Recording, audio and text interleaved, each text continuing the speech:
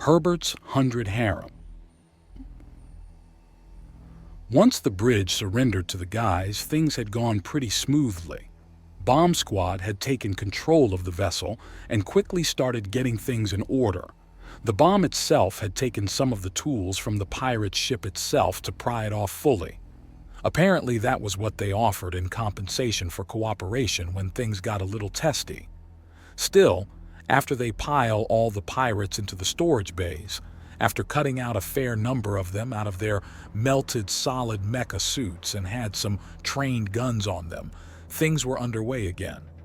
Apparently, Admiral Cistern was thinking about expanding the EFL again, and these girls were somewhat clever, if relatively new, at the game of piracy. So perhaps the mildly more legal mercenary privateer work would suit them better. At the very least, the option of having some commando men stationed on ship with them would be drool-worthy. The IKEA men weren't too happy with the prospect. Rewarding criminal behavior wasn't something they liked. Still, things were going smoothly now. It turns out the pirate girls were a little more clever than they appeared. The whole area was under a false flag warning of a micrometeor shower, mostly because the pirate ship had let out tiny chaff bombs at the sensor satellites, effectively glitter bombing the radars. Natural physics would clean them off in a few hours, and by then the pirates were gone, but commercial traffic would avoid the area, leaving the pirates alone with the prize. Which is a good idea when your prize isn't the galactic equivalent of a honey badger on steroids.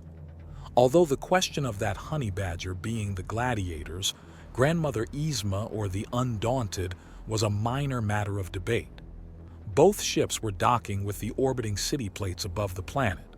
Apparently it was a popular style of space station. A huge flat panel hundreds of miles long and wide and tens of miles thick, all supported by a two-part gravity well engine that does what seems to be borderline black magic with the natural gravity of the world, causing the panel to stay in flawless orbit and giving the panel itself its own gravity, equal to that of the planet. Most nature reserves use these kinds of habitats, a way to turn an entire world into a gigantic garden or farm while also leaving the surface pristine. The only downside is that they have a single, massive point of failure. If that gravity well engine is destroyed, you have hours at most before the entire plate slams into the world with enough force to crack the crust. The times these things actually had hit the world they were over were comparable to high-yield nuclear bombs, which is why they weren't universally popular. Some races were just a lot more cautious than others, fortunately. Or perhaps, unfortunately, Zidane, Yaoya, and those that find their company to be enjoyable find the risk well worth it. Although, to be frank, who wouldn't? Once you got past the spines, blades, and claws, they were just people like any other. Very dependable people even, on the whole. If you want an honest and forthright answer, asking one of them was a good way to get it. You also rarely, if ever, have to worry about them pulling a fast one, as they have an almost universal aversion to it all. David lets out a pensive sound as he docks the ship. The controls were slave to a mechanical mantle hanging off his shoulders. It read a tiny chip in his spine that he could use to basically work the entire spaceship. "Something wrong, Captain?" Herbert asks. He wanted to watch the docking procedure from the main view screen, and there hadn't been a no out of the oversized rodent man. It just doesn't sit right. Those pirates caused so much damage and so much pain for so many people, and now they're getting a prize.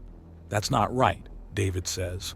"They're being baited away from being self-interested idiots that take advantage of others to self-interested idiots that help others." Herbert replies, and there's a cluck of the tongue from the brown-furred man. "It's not that easy. People don't just change like flipping a switch." He counters. "Of course not. That's why we're easing them into it. Pirates like these girls, and most criminals too, they're easy to figure out and easier to manipulate. They want money, they want power, and they want respect. If you can give them a better way to all three that serves your interest, then they're on your side and glad to be there. Still not right, he mutters, and Herbert shrugs. Well, what do you want me to do? Fight every speck of evil in the galaxy? You need to pick and choose your battles. Besides, the best way to deal with an enemy is to turn them into an ally. Herbert remarks, and David slowly turns to look at him with a raised eyebrow. Think about it. If you kill your enemy, yes, you won. But there's one less person around and a big pile of cooling meat and some equipment you don't have enough hands to use. If you recruit them instead, then all of a sudden that person and all their skills and resources are at your disposal, where before you only got most of their resources. People don't just give you everything when they turn to your side. Not right away, no. But say there's about 10,000 in an enemy's value. If you kill them, you get 9,000 of it. That's a good payday. Or you can recruit them and slowly get even more in 100 credit intervals. It takes a lot longer, but you get a lot more, because they're increasing in value, becoming something worth a lot more and worth even more for your side. Herbert explains. Let's agree to disagree. I've seen too much of the opposite to agree, but that sounds like experience talking from your side. David tells him, and Herbert nods. Fair enough. Still, how do you like working for the Undaunted? Herbert asks, and David considers. Well, I think I'll need to ride with you guys a few more times before making a definitive consideration. Anyone can look fine and dandy for 1 or 2 little jaunts. But if you've got something hidden, it should shake out after a while, David says. All right, but you are willing to take another undaunted job? Oh, definitely. You pay well, ask little, and clean up after your own mess and others, David answers. But we've been burnt before. It's how me and the boys met. A good sounding job, lots of credits and dignity for a dude, a chance to strike out and be yourself, only for some sicko to try and screw over in the worst way. David says, running a hand over his head fur. How bad was it? Herbert asks, and David gives him a clear look over his glasses. Bad. Mojo was going to get work as a welder. Victory was baited in with an announcer gig, and I was heading for a navigation job. All of them were bait from slavers, and they threw us in a pit with beasts. Apparently there's a demand for some really twisted blood sports. Some people have disgusting fetishes. Herbert agrees. Yay, David says as the ship starts to send out tethers to lock into the side of the city plate. He lifts the mantle off his shoulders and rests it on the back of the captain's chair he was standing behind. It was actually on a planet like this one, hyper-deadly predators and no real infrastructure in the legal sense, but a large ship landing, rounding up some beasts, maiming them so they're good and pissed, and throwing them into a big cage with us. Mojo's scar? Herbert asks. He played distraction as Victory got under it to rip out a few small legs. He lost a few fingers, but we then had some improvised knives. There was a lot more bleeding and even more pain after that. Thankfully, not all the bleeding was us, and we hijacked a small stealth ship, not unlike the little yacht the pirate captain tried to bail on, David confirms. Sounds hellish. Yeah. Thankfully, there was some basic medical supplies on the ship, and with my navigation training, I was able to steer us away for a while. Just long enough for us to lick our wounds and get ready for round 2 before we were caught again. The damn thing had a tracker on it, integrated into the bare bones of the ship, David says before letting out a sigh as the final docking procedures finish. But that's for another time. It's time for you and your ladies to start chartering the shuttles to the surface and get to your hunting. Thank you, Captain. Are you sure you don't want to participate? Herbert asks, and David shakes his head. No thanks, I like having some kind of trouble, but that's a bit much, David says before smirking. Although seeing how that strange spear you've made works will be interesting. Hey, if you know an enemy is going to charge you, then it's hard to get a better weapon than a spear. Set it and just wait for your enemy to impale themselves. If the impalement actually kills the beast, if not, then you've got a world of trouble, David remarks. Hence some of the additions I made, Herbert remarks. Well, keep your body cam on. I want to see how it shakes out, David says, and Herbert nods. That's the plan. Thanks again for the lift, Herbert says before turning to leave the bridge. Hey, you paid for it, David says as he leaves. Are you sure about these Undaunted? One of David's wives asks, poking her head up from under the desk she was hidden beneath. Between it and the chair, the girl was borderline in another room while being in easy sprinting distance. Not yet, but they seem on the up and up. Have you found anything new out about them? Yeah, they're the type that believes in overkill when it comes to hitting back. Taking over the pirates and making them into part of their fleets is them playing very nice. They've had a bunch of enemies that have outright disappeared. I wasn't able to get deeper than that without being noticed, though. I'm still not sure I wasn't noticed. Nothing more? David asks. It's hard to hack them. I need to learn an entirely new language to really start taking cracks at passwords and the many codes they use. To make it worse, they've learned from that first big hack, and they keep a lot of different things off system. The really juicy stuff is apparently in filing cabinets that are referred to, but never made clearer than that.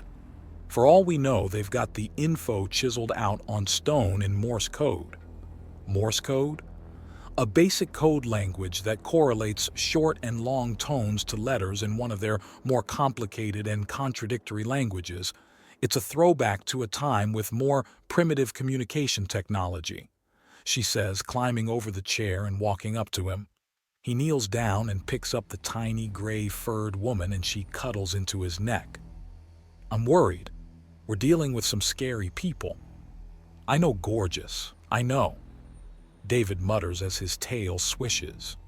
It brushes something on the floor, and he turns to see he knocked over a small, folded piece of paper.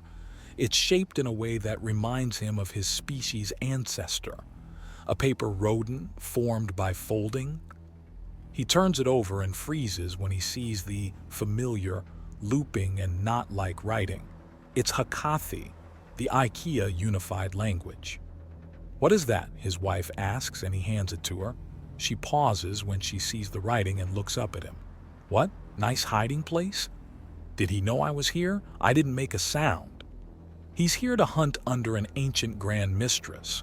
It may be safer to assume he knows where everyone on the ship is at any time, David remarks. He's tempted to grab and crush the origami mouse, but he thinks again. He needs an answer. Give me a moment, sweetie. He pulls out his communicator and dials in the code he knows connects to Herbert's. David puts it on speaker.